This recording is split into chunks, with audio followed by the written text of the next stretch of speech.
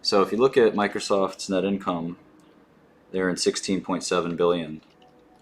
16.7 billion last quarter.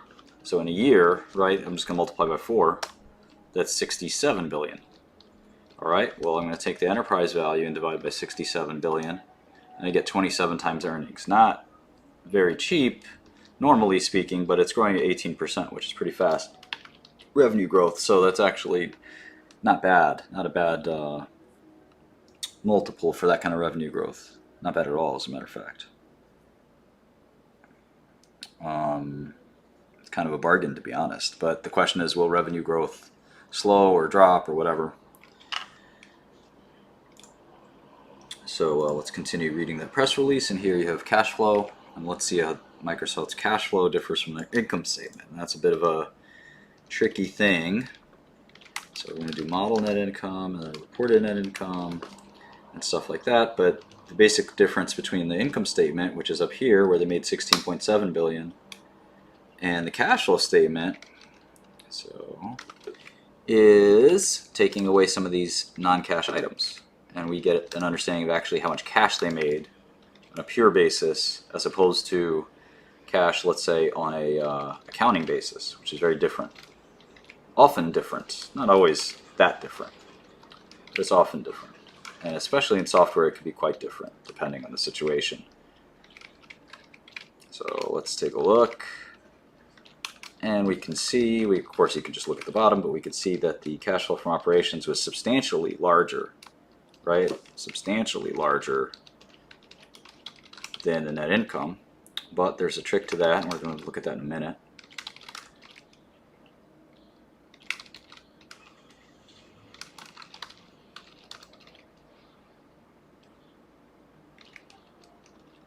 Okay. For taxes, and then what else? Working capital. All right. So now we have capital expenditures. So we got to take that out. There's 5340, so quite a lot of capex.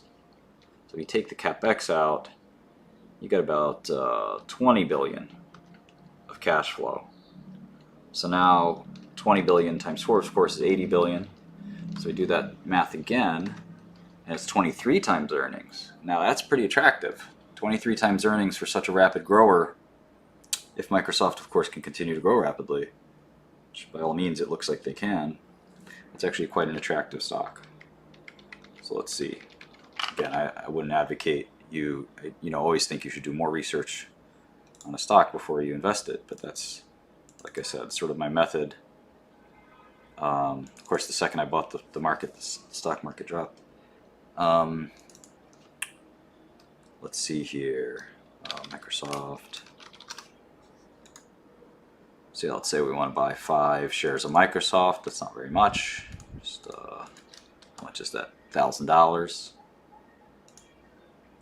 Let's see. So right now it's the pre-market, so the market's kind of all over the place.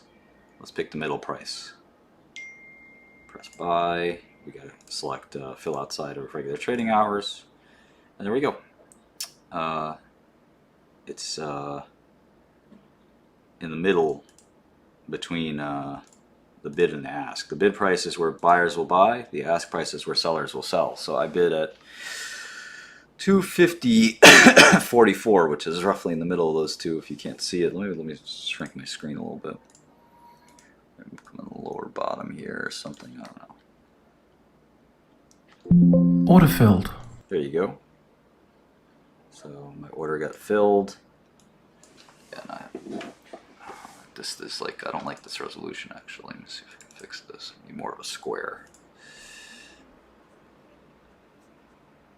Yeah, 340 by 340. Let's try that. There you go. Alright, so I'll put that maybe in the corner. Just try to be mindful. Alright, thanks everyone for coming, by the way. So I bought some Microsoft there, right in the middle. This is the account I'm using. It's a very small account, only $50,000. But I'm using it, I put $50,000 in here so I could trade against Matt Kors, who I guess is, let's go troll him a little bit. What do you guys think?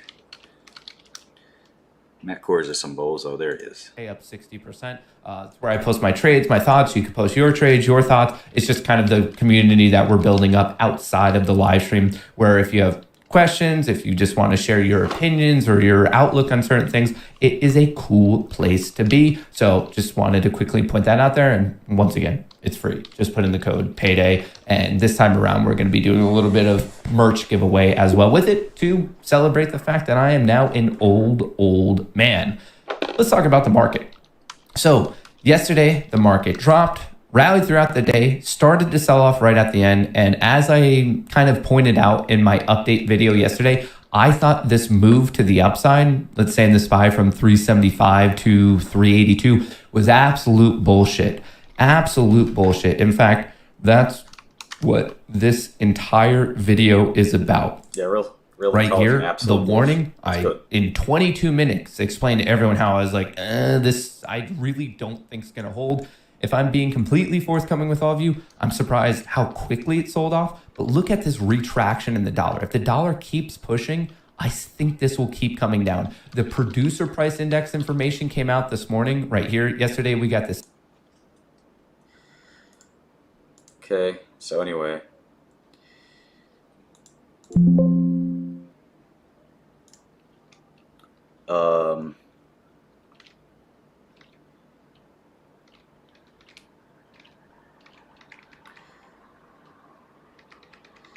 Microsoft could be putting in a bottom.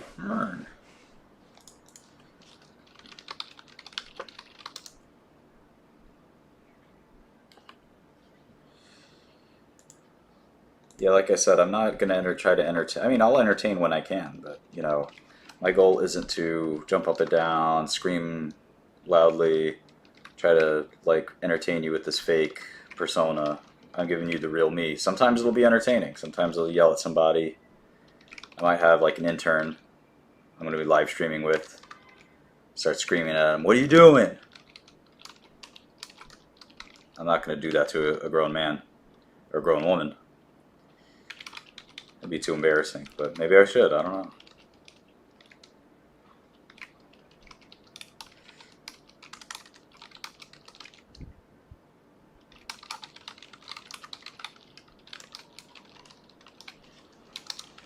That's what Jim Cramer used to do to guys like me and the other workers. "What are you doing, idiot? Fucking idiot." Oh, relax, Jim. Don't fucking talk to me. That was crazy, man.